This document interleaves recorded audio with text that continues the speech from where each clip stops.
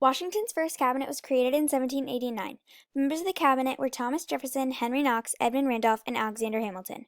Jefferson was the Secretary of State, Knox was the Secretary of War, Hamilton was the Secretary of Treasury, and Randolph was the Attorney General. Each member had a different but important job. They report straight to the president on things they learn or plan in their position. Henry Knox's job was dealing with the growing unsatisfaction in the western frontier of the small country. When a treaty was finally reached, Knox's leadership was shown in his aid in promoting law and order.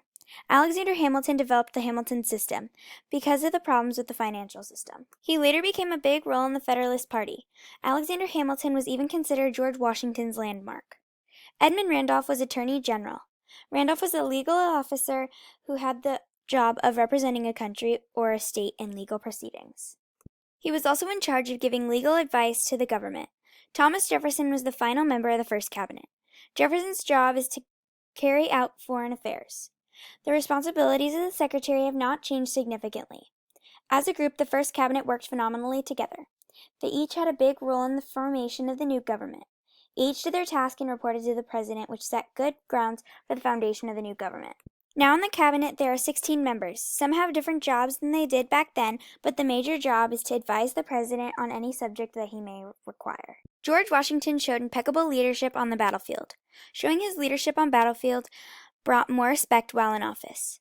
Washington found that he needed to set an example of how presidents should run his country.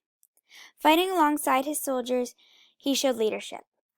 While in office, he wasn't afraid of doing the dirty work and was willing to physically contribute. This showed the people his form of leadership. A strong, noble, and wise man. Another thing Washington did was becoming a precedent for other presidents, setting the boundaries for other presidents to come later. One major precedent that he set was by adding "So help me God" to the end of the speech when you're being sworn in. He made the precedent of being referred to as Mr. President. Washington not seeking a third term was important for the future. It was considered his finest moment as president. It was important because it set a precedent for the presidents to come, and after 8 years, all presidents have stepped down except one. Each president steps down after 2 terms to let a new leader take hold of the nation's future.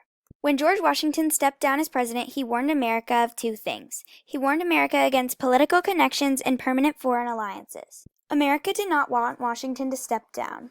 It caused an uproar of strong regional differences. Generally, they followed his advice on political parties. It also gave the new government time to take control before the party changed. But America showed great respect and ultimately respected Washington. Nowadays, people generally have the same opinions as they did back then.